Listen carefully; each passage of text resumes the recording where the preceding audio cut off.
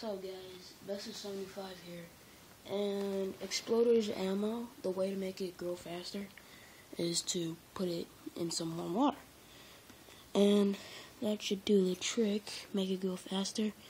There's about 1,000 xploderz bullets up in this, and we have been growing these for about less than an hour, and it didn't take that long.